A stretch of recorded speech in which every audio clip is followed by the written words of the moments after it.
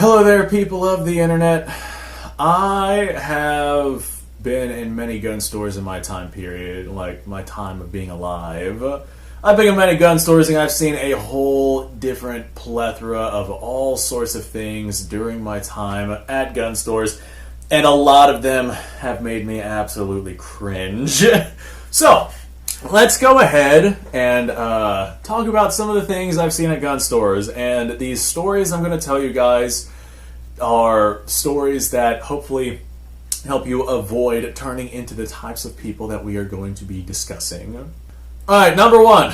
I see this literally all the time. Literally all the time. And it's to the point to where the people working at gun stores make fun of it. Somebody comes in with some sort of firearm. Yes, I want to get this thing done to this, or I need to get a holster for this, or I need to have something done with this. And then they whip out a handgun and they say, oh, it's not loaded, don't even worry about it.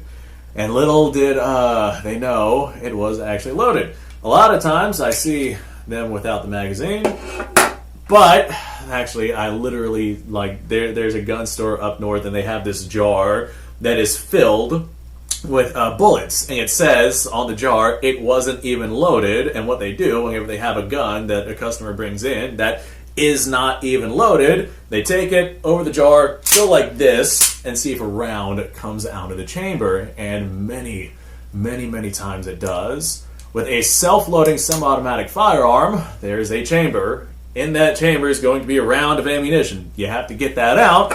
You can't just pull the magazine out of that firearm and call it unloaded, because there's still going to be a round of the chamber, and that is incredibly dangerous. Don't be one of those guys. Don't be one of those guys. Odds are, if you're watching this, you already know how to properly unload a firearm, so this doesn't apply to you.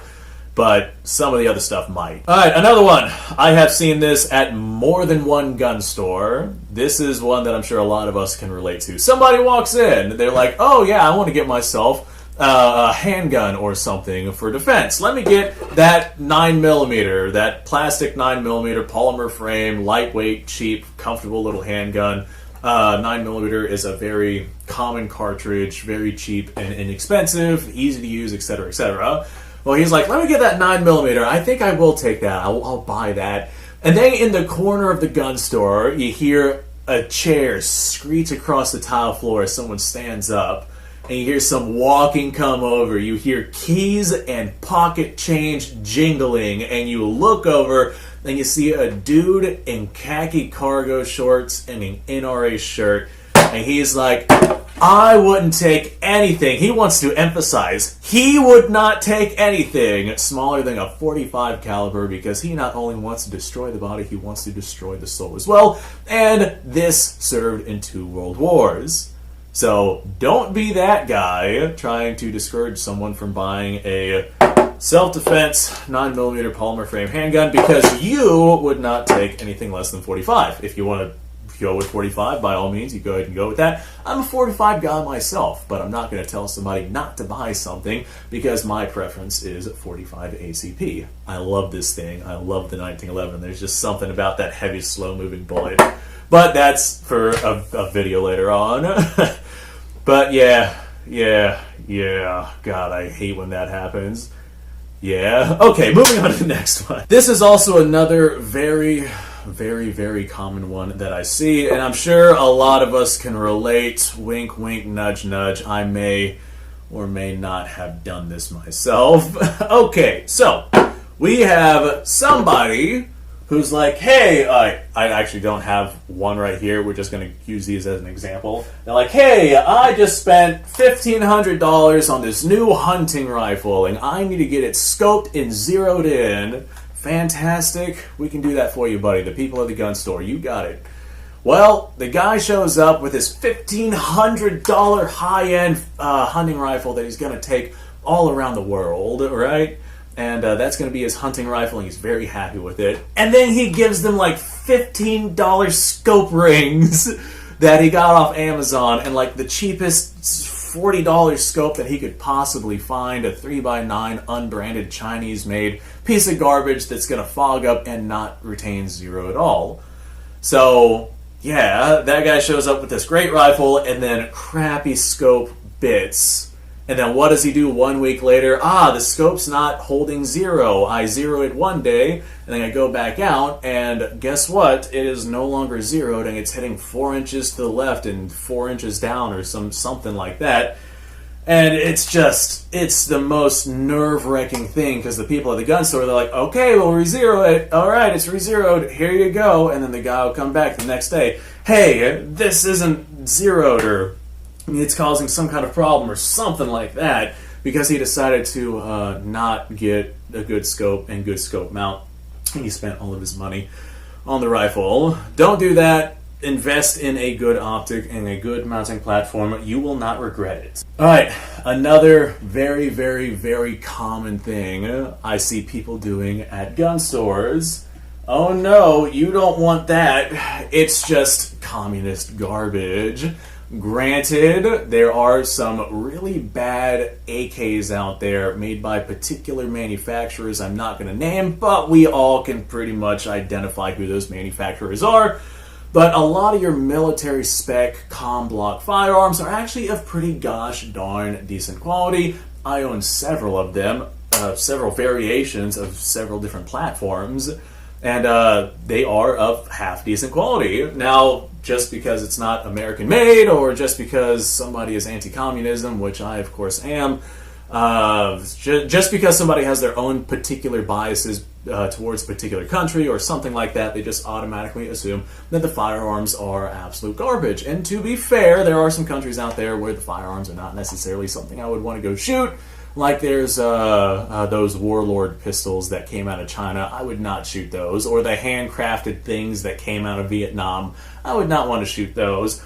Or dare I bring up Khyber Pass. There's definitely firearms out there that I would not want to get my hands on and actually run around through. But a lot of your comm block countries that have actual factory production, those firearms tend to be pretty gosh darn good. And Russia is a very good example of you don't want that Russian garbage when the Russian garbage actually turns out to be pretty good. A lot of people discovered just how good the Russian stuff was whenever they went out and panic bought Mosin Nagants whenever Obama was in office, and the prices on these raised very dramatically, very quickly.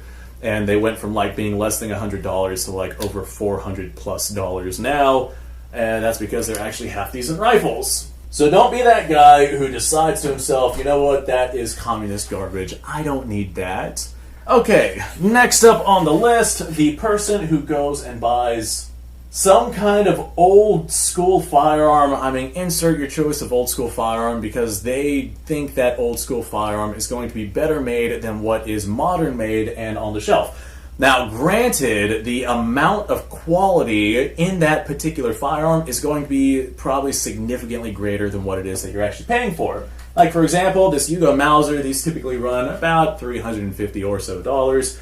You cannot make this rifle for $350. It is an excellent, excellent quality rifle.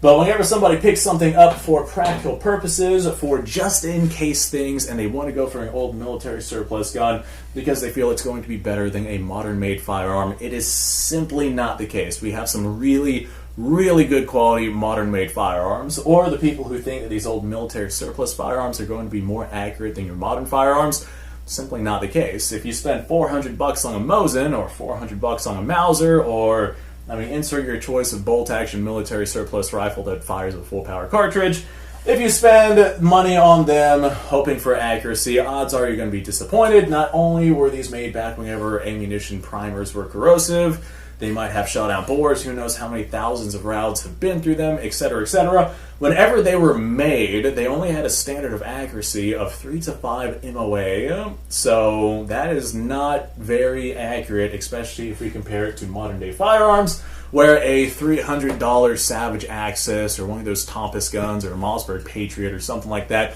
could give you sub-MOA groups with modern ammunition that does not have corrosive primers. So if you're going to go out and get yourself one of these specifically for practical purposes, thinking that they're going to be better built and more accurate than your modern made stuff, that is simply not the case. And I have seen on several occasions people do exactly that at gun stores just because that's their biases. As a matter of fact, while I'm bringing this up, let me tell you guys this story. I was at a gun store in North Florida, And there was a young man, probably just turned 21, just old enough to buy himself a firearm here in the state of Florida. And he picked himself up a Russian SKS. Alright, cool. Yeah, that's really not all that special. I did the same thing. I got a Russian SKS right here. This is a 1953 Izhevsk made. Is this Izhevsk? No, that's Tula. Tula made. So, this SKS right here, yeah, I spent like $350 on this a while ago, if memory serves me correctly. Whenever this guy had bought the SKS he bought at this gun store, he paid $1,100 for this run-of-the-mill, off-the-shelf Russian SKS. Don't be the guy to go in and be like, oh, I like this gun. I don't know how much it's worth, but I'm going to go ahead and just buy it outright without any research or anything on it to determine the actual price point that I should be buying it at. Now, these right here typically run like $550 nowadays, but yeah, he could have got himself like two at that price. $1,100 for an SKS is just absolutely mind-blowing. Don't be the guy to go out and just buy yourself this thing because you see it on the shelf and it's an impulse buy and you have the money, especially if you're going to be overpaying it by such a dramatic amount. Absolutely blew my mind how much money that SKS sold for. So I think I've pretty much beaten this horse into the ground, although I could keep going. Maybe I'll do a part 2 to this. Let me know if you guys want to see more topics like this one right here, and I will see what I can come up with, because I've spent a lot of time at gun stores and I've got quite a few stories, but I don't want these videos to go on too terribly long. So this will be the end of this one. Thanks for watching, folks. Appreciate your time. Like, subscribe, share. Description below has a link to all sorts of stuff. Go check it out. You guys go off, have yourself a fantastic day. I will see you guys on the next episode.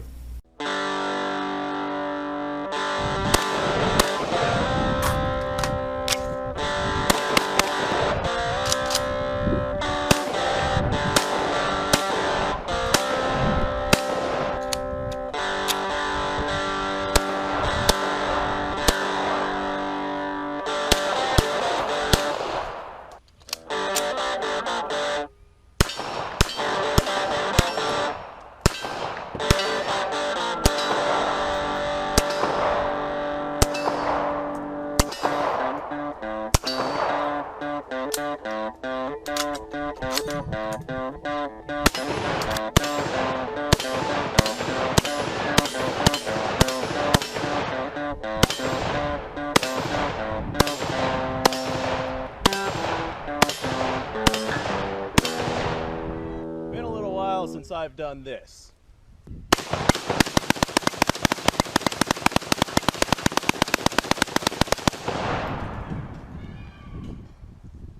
Bonnie and Clyde be damned.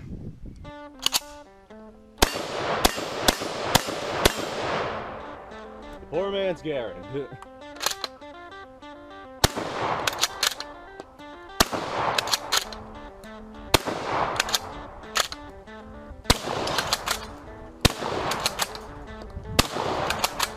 It's a shame that bolt-action shotguns aren't more mainstream.